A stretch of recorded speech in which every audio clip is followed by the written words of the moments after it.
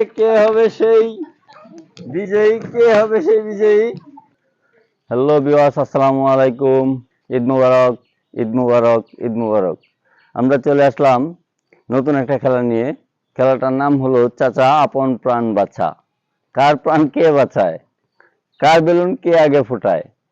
খেলাটা first, second, third বিজয়ীদেরকে আমরা পুরস্কার দেব। তো পুরস্কারটা কি দেখার জন্য আমাদের সাথে থাকেন এবং খেলাটা দেখতে থাকেন। এখন আমরা জেনে নেই আমাদের প্রতিযোগীদের নামটা কি।